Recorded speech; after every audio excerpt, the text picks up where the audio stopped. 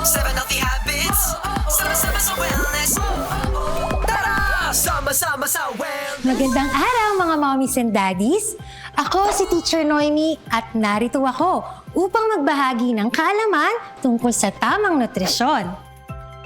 Ngayong araw, tuturuan ko kayo kung paano pumili ng masustansyang food products para sa inyong pamilya sa tulong ng pagbabasa ng food label.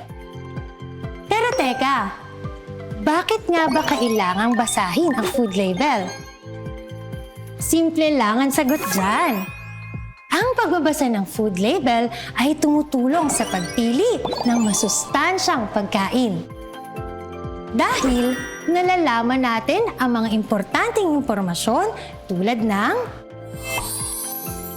ingredients o mga sangkap sa isang produkto, nutrition facts o ang nilalamang sustansya sa isang produkto, net content o ang dami ng isang produkto,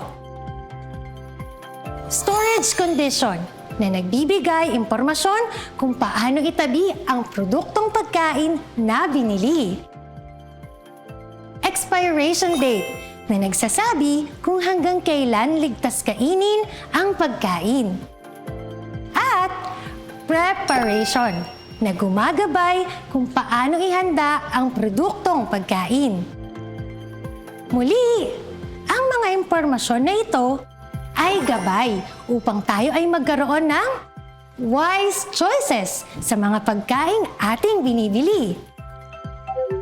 Ngayon, mga mommies and daddies, paano nga babasahin ang food label? Mayroon tayong 3 steps. Step 1, check the ingredients. Step 2, check the nutrition facts. Step 3, check the claims. Pag-usapan natin ang unang step. Check the ingredients. Ang ingredients ay ang mga sangkap na nilalaman ng isang produktong pagkain. Ang mga sangkap ay nasusulat ayon sa dami. Ang unang ingredient ang pinakamarami at ang huling ingredient ang pinakakaunti. Halimbawa, sa produktong ito, makikita natin na ang unang ingredient ay milk. Ibig sabihin, milk ang pinakamarami sa ingredients ng produktong ito.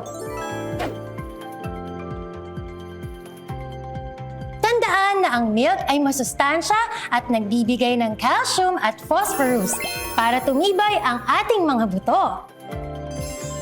Simple lang at madali, di ba?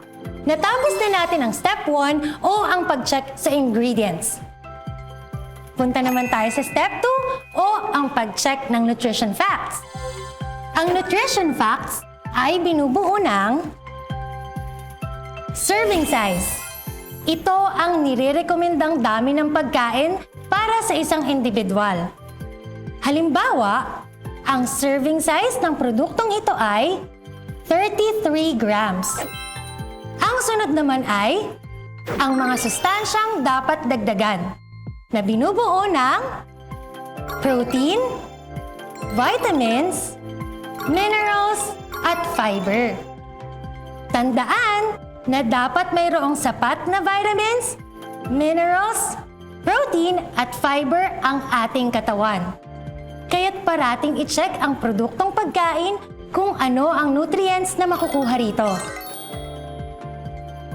Makikita natin na ang produktong ito ay nagbibigay ng 100% vitamin D at vitamin C. Suriin din natin ang nilalaman na sodium, sugar, at fat. Siguraduhin kainin sila sa tamang dami. Parating ikumpara ang food label para makasigurong masustansya ang binibili niyong produkto. At ang panghuling bagay na kailangang suriin ay percent Rennie. Ito ang nagsasabi ng kontribusyon ng pagkain sa kinakailangang nutrients sa isang araw. Halimbawa, ang percent Rennie ay base sa male 3 to 5 years old.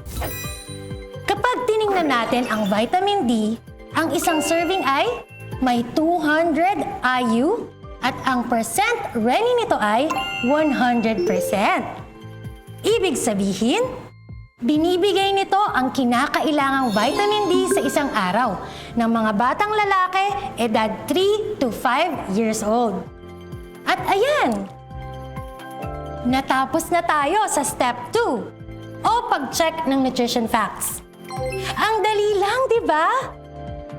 Tingnan naman natin ang huling step. Pag-check sa claims. Ang mga claims ay tumutukoy sa impormasyon na nasa isang produkto na nagsasabi ng katangian o kalidad nito. Ito ay nakatutulong sa atin sa dalawang paraan. Una, pinapakita nito ang nutritional benefits ng produkto. Halimbawa, sa produktong ito, nakasaad na may 100% vitamin D, protein at calcium. Pati na rin 100% vitamin C, iron, and zinc.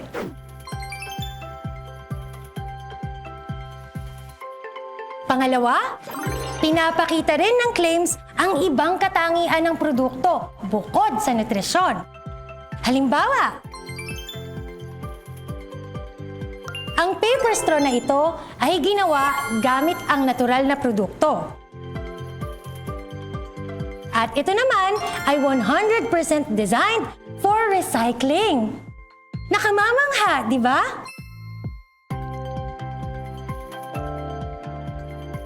Nalalaman din natin sa claim kung saan nanggaling ang ingredients ng produkto. Sa pagbabasa ng claims, natutuklasan natin na sa pagpili ng ilang mga masusustansyang produkto, nakatutulong na rin pala tayo sa mga komunidad at kalikasan. At dito nagtatapos ang ating topic tungkol sa food labels. Tandaan, ang pagbabasa ng food label ay nakatutulong upang makapili tayo ng pagkaing masarap at masustansya. Bilang mamimili, responsibilidad nating itong basahin, i-check at gamitin. Sundin palagi ang 3 steps na ito para mapanatiling malusog ang ating pamilya. Hanggang sa muli!